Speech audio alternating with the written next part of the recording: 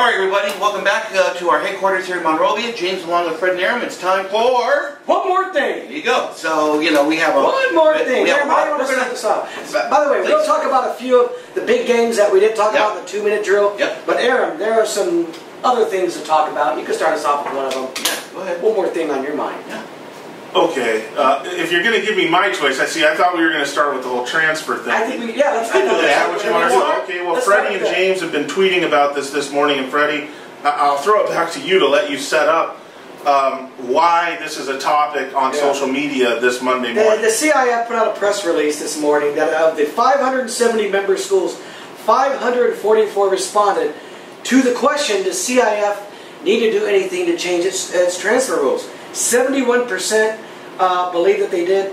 Of those 71%, 46% voted that there should be one free transfer, regardless of reason, during your freshman year. That would have to be done before your sophomore season starts. I think it's... And I thought that was great. I tweeted on there, I would go one step further and say, I think you should have one free transfer, regardless of what year. If it happens to be your senior year, you know, we are in the positions where maybe it's a coach, maybe it's financials, maybe I need to be in a situation that helps me get to that next level in college. And I've always argued this is between the parent and the pupil anyway, but just give them one. If it wants to be just your senior year, don't let them lose their senior year. Give them that one transfer. You forgot one more maybe, Freddie. One more maybe is maybe I played for the coach in a 7-on-7 thing in summer, and now I want to play for him in the regular. Allegedly. But, you know, there's something to that because, you know, the NCAA allows a player to have a grad transfer from, you know, from your senior year to your year you want to get your master's. These guys aren't on scholarship. Right. But I'm just saying, you don't lose a year, you know, you can transfer and not lose a year of eligibility. So I understand where you're coming from your point of view. What do you think, Big Guy? Well, I agree with Freddie. I wouldn't make it a, you know, you can just do it your freshman year thing. I'd make it an anytime thing. But the caveat is you can't transfer from one school to another during the same sports season and be eligible for that same sport. Meaning, dude can't play for Los Altos, be pissed off after 5 games, and transfer to Diamond Ranch. That's it. I mean, you know, before the season, before he's played 1 game at a school, he can go anywhere he wants. Yeah. But I do think... But that really opens it up to who's the best recruiter in that case. I think CIF, and you got to give Rob Wygod some credit here, forward thinking, he's kind of pushing this conversation, asking them to talk about it. I know that they want to have some changes in the Have you asked yourself why that is? Why is Rob Wygod thinking forward here and pressing this conversation? And the answer, quite simply, is because it's bad for business when guys like Drake Beasley, going back to that, or, you know, pick a name, over the last several years, lose their whole senior season, you know, for some kind of transfer thing that should have been maybe 2 games or a sit-out period at worst, and they lose their whole senior season.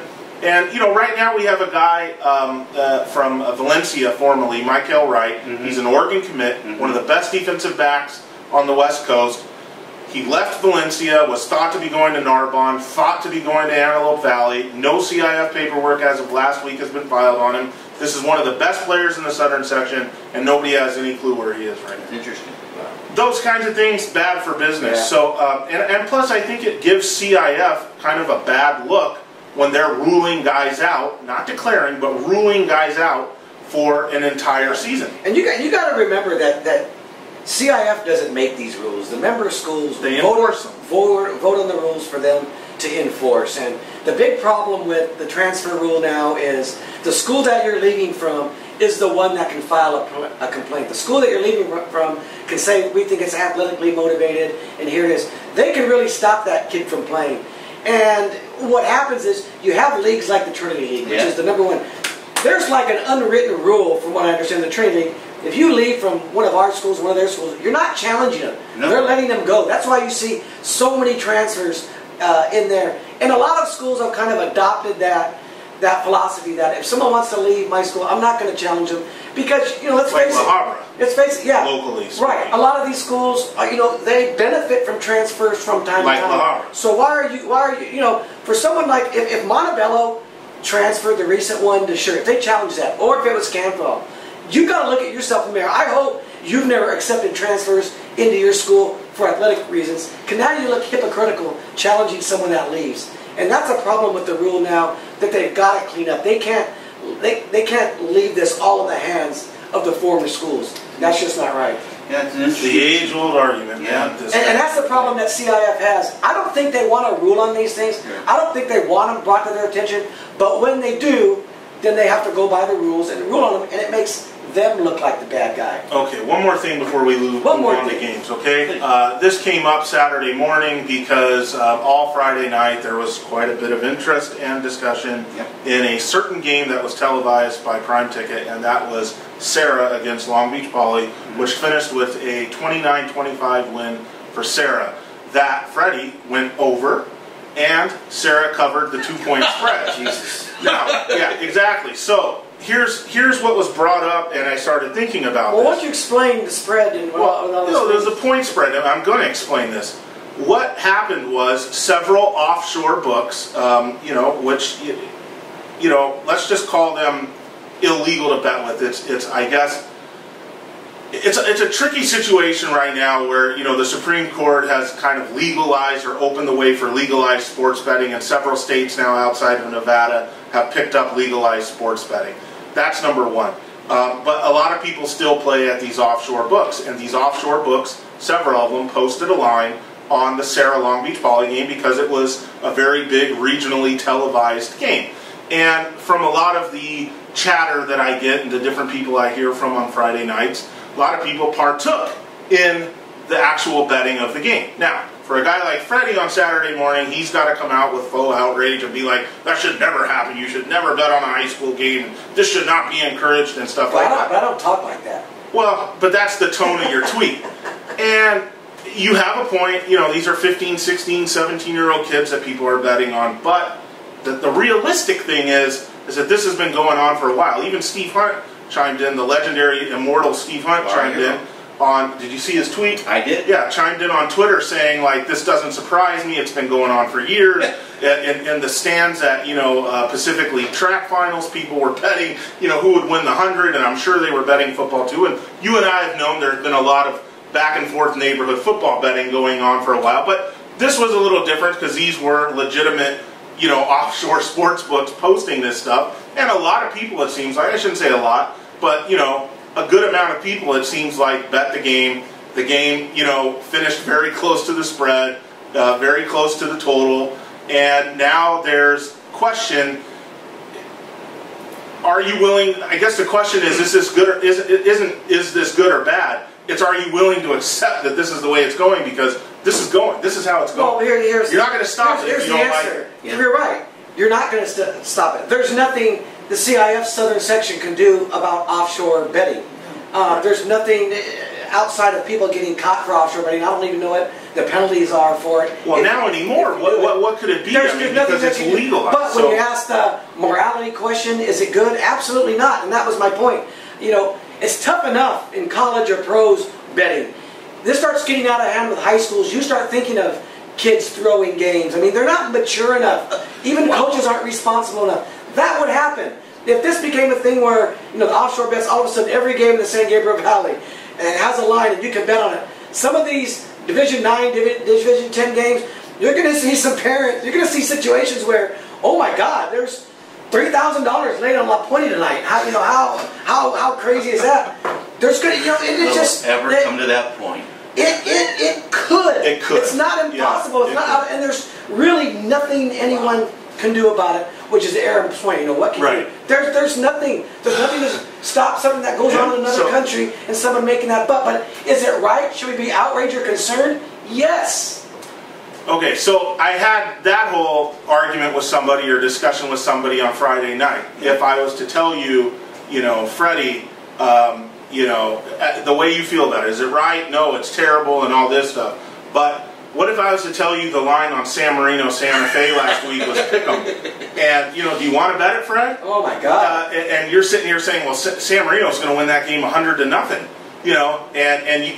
It's the same dynamic. I feel sorry for the odds makers if something like that comes up. Fine. I feel sorry for that. I want to mention, though, something. Like Freddie mentioned a dollar amount of $3,000. Here's the thing, though.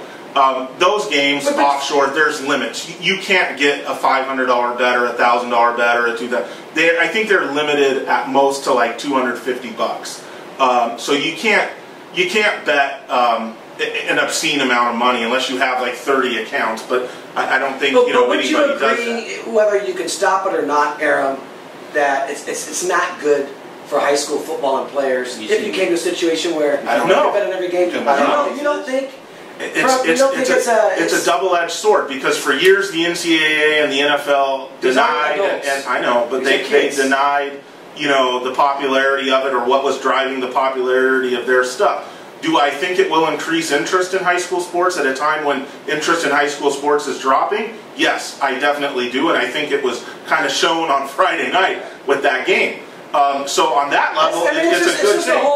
Donald Trump ratings argument is what you're making. It's great for ratings, so do it. Well, no, when the reality is, it's not a good thing. I think it wouldn't be good for high school sports, regardless of it drove traffic, regardless of it got more people. We've had this argument. There comes a point where you got to say it's still wrong. Well, okay, so that point didn't come with porn. That point didn't come with violent video games. That point didn't come with explicit lyrics and rap. So it's okay for these non-adult kids to listen to music. Who said that was okay? I mean, who said that's okay? Don't you remember the arguments of the 90s about this, where it got perpetuated, and now here we are. It's rampant, and everyone just deals with it. You can't stop the tide. But it doesn't mean that it's okay, or you have to accept it as normal. You can still push back on that stuff. There are still people who... But is anyone doing that? Who's pushing back? Yeah, I think there's a lot of people that push back. Who's pushing back on explicit lyrics? There's a lot of people that... You're talking about with kids. I think when you're going to the video games, and a lot of people are on Xbox, and they're playing all of these... So it's good for kids to play shooting rampage games. I'm not saying that it is. I'm not saying... You're like, oh, everyone's doing it, so... that's the way it is. What I'm pointing out is the continuing breakdown of society. And so if you're going to allow these things over here to happen, I remember when the big argument... gambling in high school football. Right, exactly. That's kind of what's been happening. And once these, I don't want to say corporations, but people like CIF may be like, oh, this is terrible, we would never condone that. I'm sure that would be their official statement. Yeah. And yet they're going to look at the ratings from Sarah and Long Beach Poly and be like, holy crap, people watched this all the way into the fourth quarter. People were hanging on everything that Chris Ricks said on the sideline because it happens. Now, let me mention this, okay? Yeah. We're Disneyland compared to Texas. I talked to a coach in Texas over the weekend. Yeah. Point spread betting, he said, in Texas is rampant. And their #1 publication, and I went up and I suggest you guys do this, I'm sure a lot of you intense high school football fans have done this. There's a website, Jimmy, I'm sure you've heard of it, called Harris Ratings. It's kind of like their Cal Preps. It's like their #1 source for high school football information. They put spreads on every game. You look at a team's log, like how we do on Cal Preps, and it will say 133-0, and in parentheses it'll have the spread, what the spread was on that game. And they say it makes for amazing conversation, and obviously it gives people who are going to bet the games a barometer. But that's Texas, Fred, where the coaches make $115,000 a year. And winning is everything, and they play in stadiums that look like Citrus College. Yeah. So, or have indoor practice facilities. This is already going on in other places. No one's naive enough here to say that gambling doesn't exist among friends. I mean, this goes back to my whole high school days. People bet each other on the game. Yeah, they bet a beer or they bet this. They bet $5 or $10 or whatever it is. Stevie said he had a $5 bet in 1972. That's a $25 bet at the time. Big Bob, rest in peace, took 100 off me when Monrovia beat Covina. But is it good for high school football? My answer is no. Ratings or otherwise. I think it's something that may bring a lot of interest to it at a time where interest is dying. You mentioned the ratings. It's everyone's own opinion. You mentioned the ratings for Poly, and are people watching in the fourth quarter? I guarantee you that it's something CIF wouldn't endorse as something that. Well, the NFL didn't. Yeah, the NFL didn't endorse it for years, but they were loving it. These aren't adults. These are. It's a governing body. 14 to 17. It's a governing body, just primarily. Okay, well, who's Fox paying for the rights to the game? Who are they paying?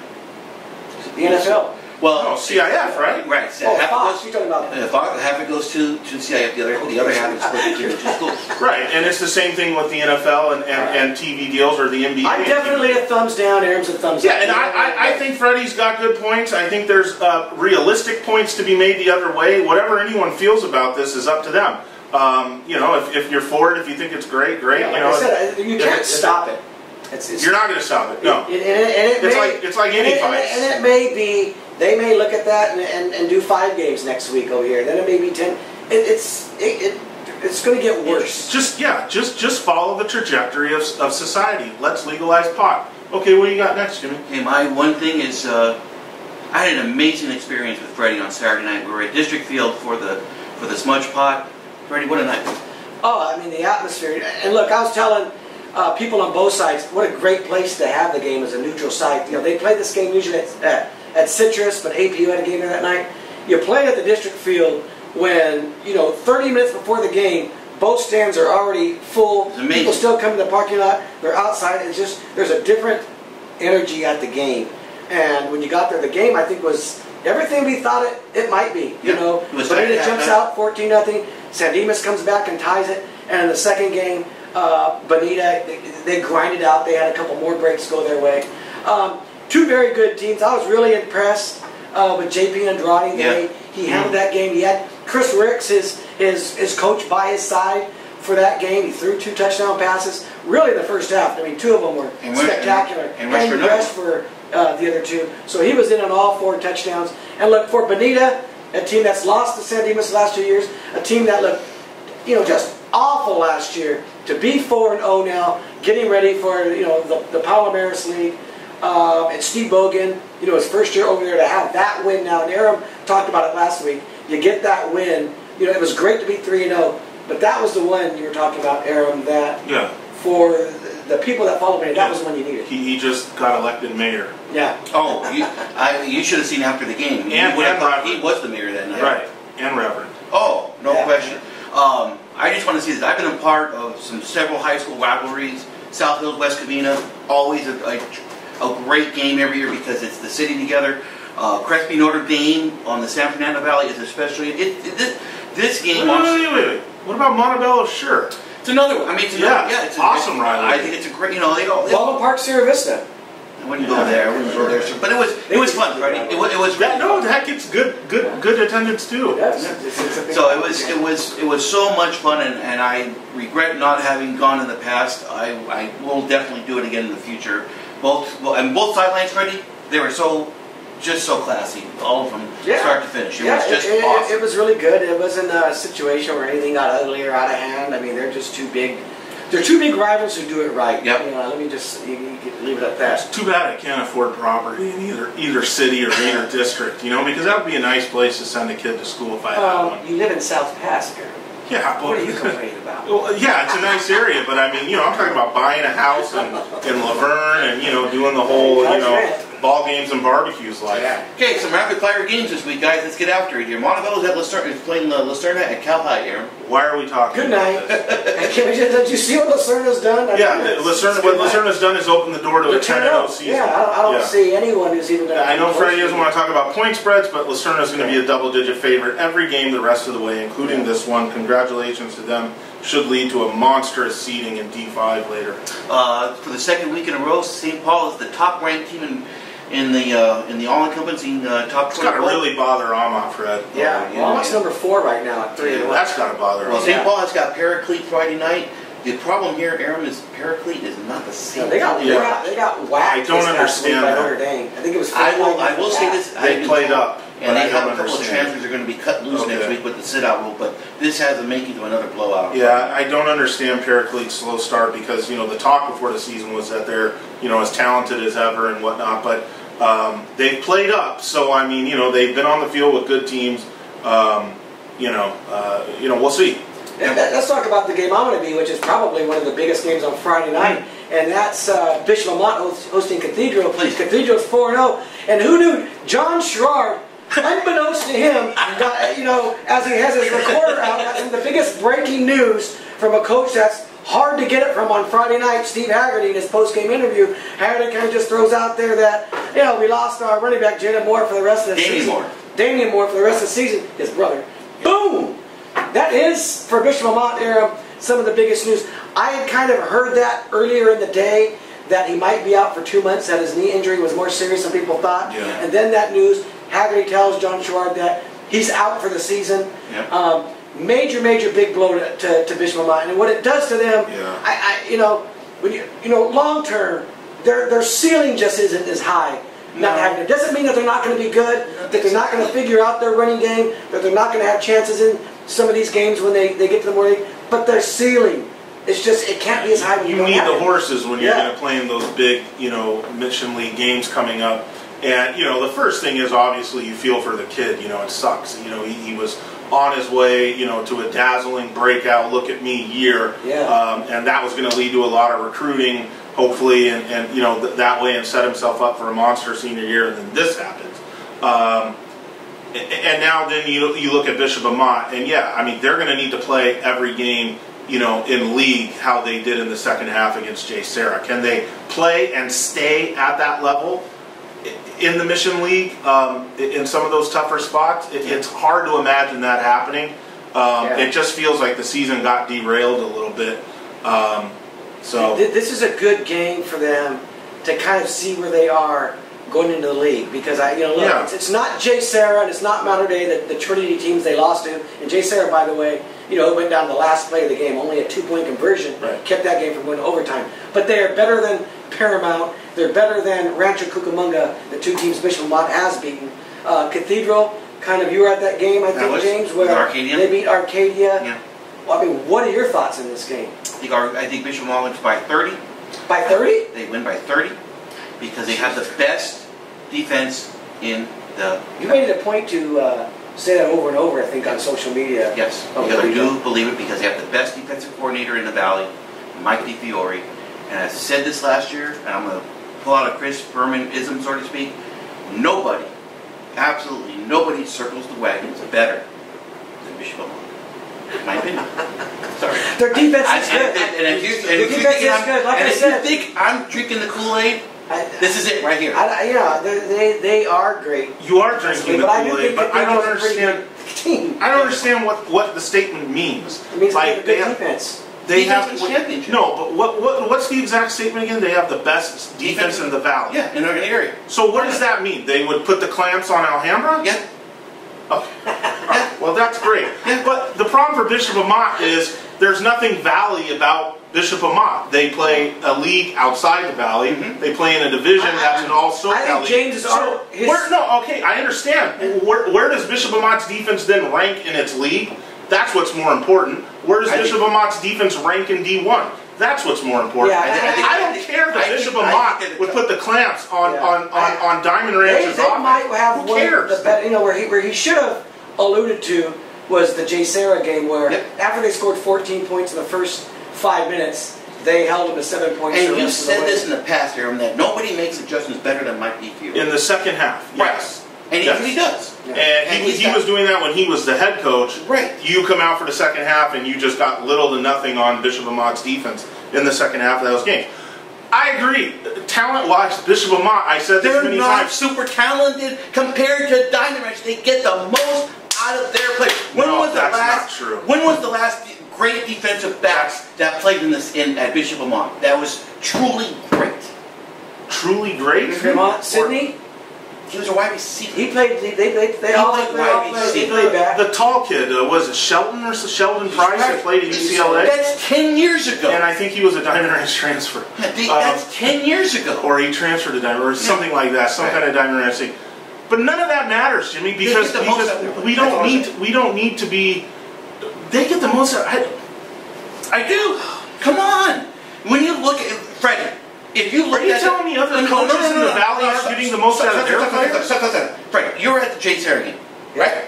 If you look before the game and you look at the talent that JSerra had compared to Bishop Amat, hey, look, I've gone back on a record in the since Steve Haggerty's been there, saying I think they get the most out of their kids. I think they're all I'm saying. They've always been one of the great coaching staffs in the Valley. Where where they've come up short as a program is I don't think they do the other things to take the next step. Right. They can coach them up. But when it comes to maybe recruiting or getting the 5-star scholarships and doing those, bringing in the 5-star players, they've fallen short there. Yep. But in terms of coaching them up, they do that as well as anyone. That doesn't mean that they're better than team. You look at what Matt Bechtel's doing over at South Hill. Rudy Baruman's the defensive coordinator, does a great job. Yeah. And I remember because Rudy, when I was on the staff at South Hills, Rudy came on board when he came from Gladstone and was basically an analyst for us in 2009, and he's worked his way up. Yeah. I'm not saying Northview hasn't done a great job with their defense. But I think Aaron is saying that you can't use their defense against the rest of the San Gabriel Valley as a comparison. I think, and that's so. You can't say they're the best defense of San Gabriel Valley. Boom. What does that mean? Right. What does that mean? There's no other Division I team in San Gabriel Valley. Right. There's no other Division I team in the same. So what you're basically saying is that Bishop Amat would put the clamps on Alhambra's offense.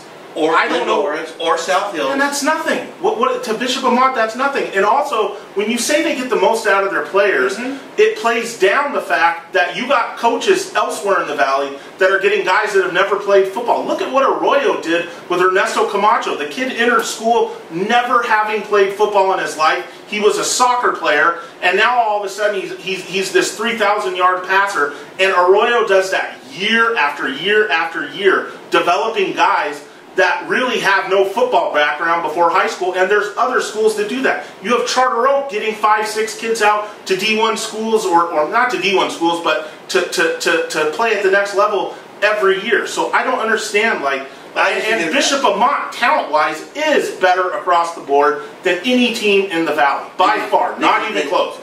So what's it? I think they get the most out of the guys. I don't see them having. Look, I know they had Aaron Maldonado last year, okay? Great defensive line. But the inside, nobody else signed from the pack from them. And they're playing in arguably, it's this. And but they had that stud, what was it? Is it last year wasn't the second toughest league. This year it is. You can look on the Cal Presidents. Last year was super down. Yes, last year was super down. Yeah, but this year, you look at the Cal Presidents ratings. Rolling, right. They're number 2, with Wrigley number 1. It's just my opinion. And just as an old ball coach, I think they do a fantastic job. And I'm not saying that because the Perrys are doing a great job at Glendora. Matt's obviously got the ball going over at South Hills. Andy George is doing a fantastic job. This goes back to the argument, James, is you've got to judge these teams against how they do in their corner of neck of the woods, like Aaron says. Does their coaching staff get more out of them in Division I than Jim Singheiser does with Arroyo in his division, or what some of these other coaches? Mike Hobby at San Marino.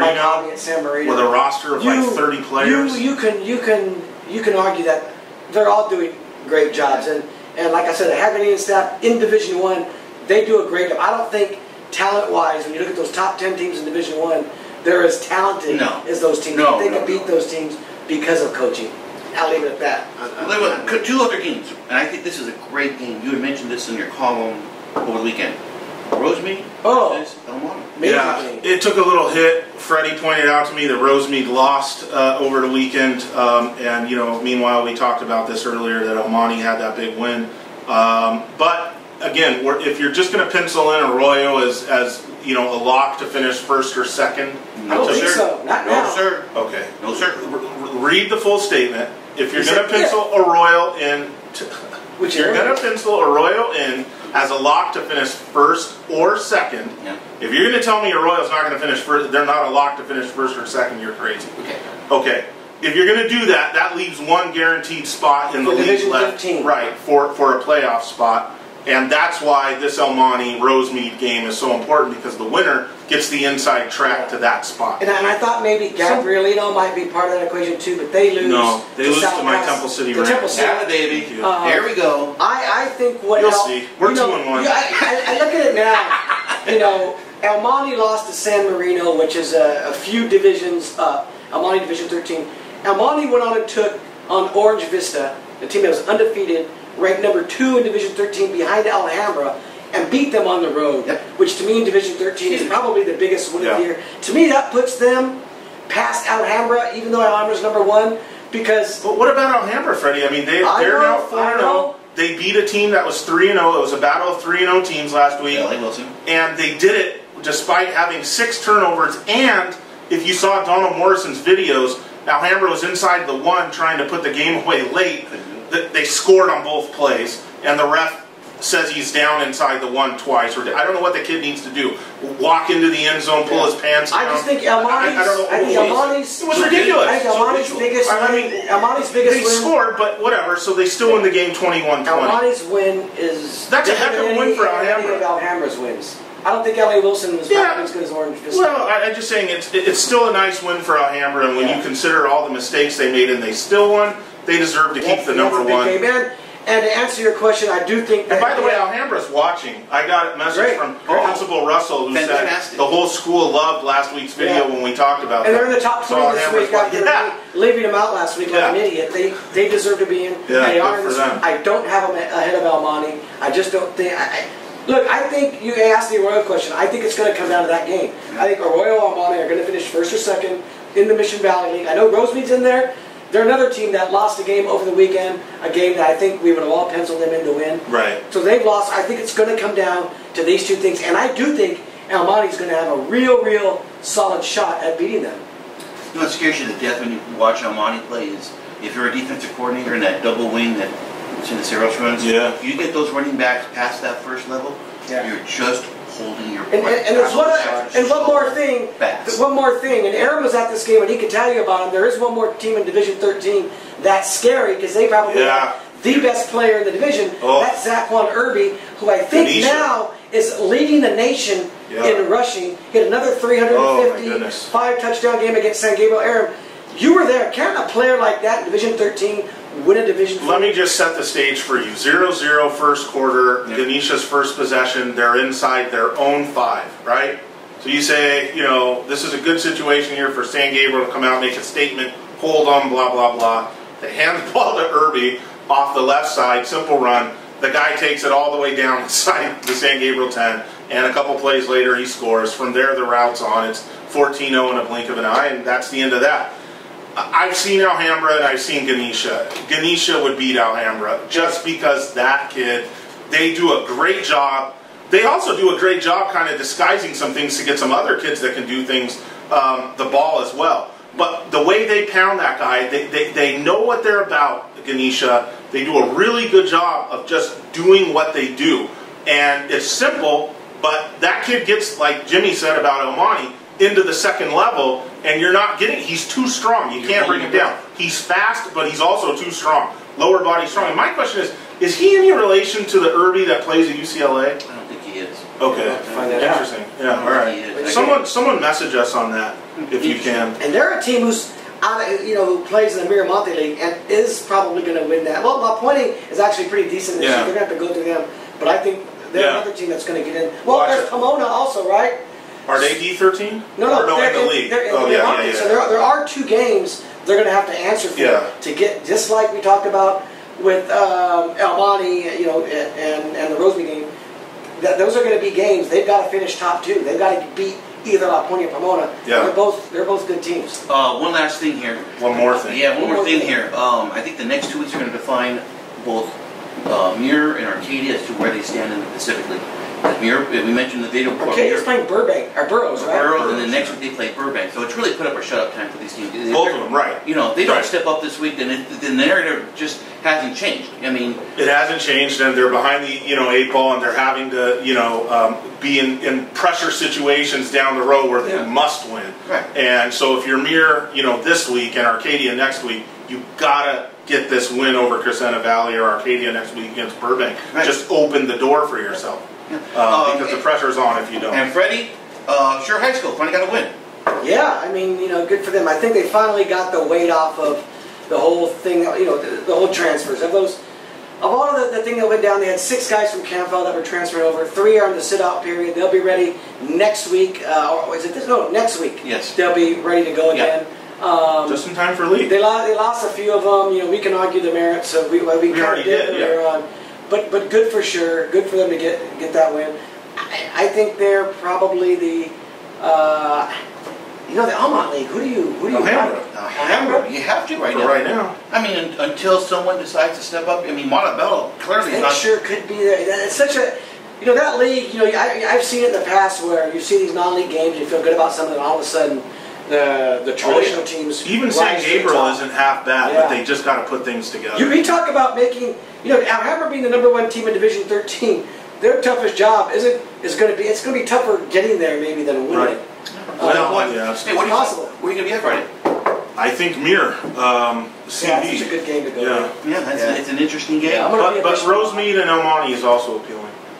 Again, our coverage all week. Remember, when you sign up for a subscription to our websites on our network, you get Aram every Friday night, Saturday morning with a Saturday morning quarterback.